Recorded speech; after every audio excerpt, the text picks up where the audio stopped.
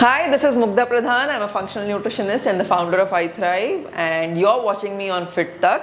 Today I'm going to be talking of 5 diet and lifestyle tips that are going to help you have a healthier heart. Lifestyle tip number 1, diet tip number 1 actually, is ditch all seed oils. When I say seed oils, these are oils that come from seeds.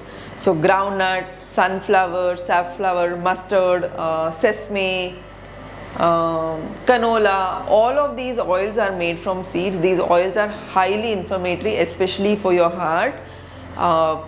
Ditch them because these oils can create a lot of increase in the inflammatory markers, which are then can go and form clots inside your body.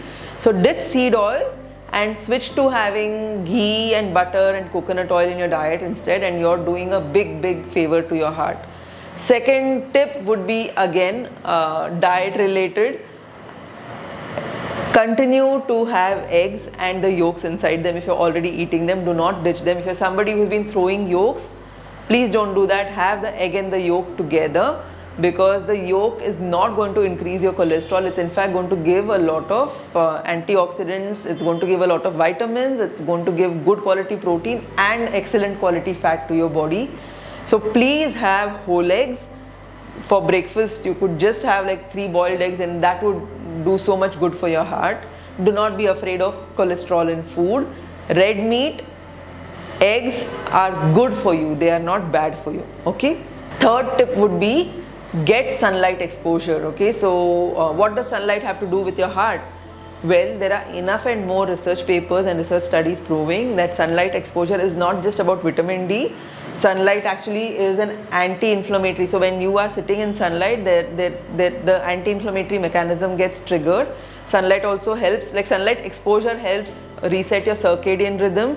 So, if you're someone who's having trouble sleeping, or if you don't get good quality sleep, if you just spend your first 15 minutes in the morning in sunlight, and like later in the day also in the evening, you can watch the sunset, right? Like if you have the opportunity to watch the sun go down, do that. Automatically start telling your body that it's time to slow down and get good quality sleep.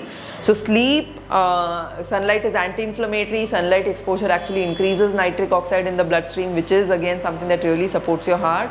And sunlight is just something that creates a lot of good information within your cells that you are healthy, that you're thriving, and it brings down any sort of inflammation. It also actually helps reduce the stress response. So third tip would be to get adequate sunlight exposure.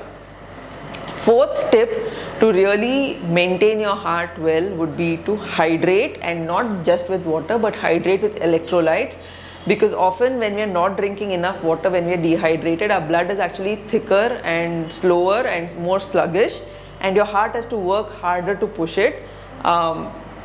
So drinking water in which there are some electrolytes like magnesium and sodium and potassium is something that's really useful to ensure that your blood remains more liquid and more flowy through your body. Last and the most important tip for really having a good healthy heart is get good sleep.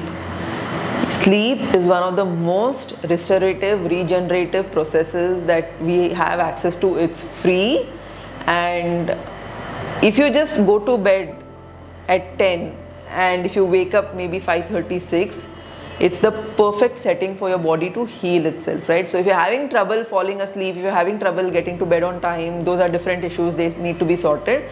But good quality sleep is it's like the one thing that if you do, your heart is going to just start functioning better.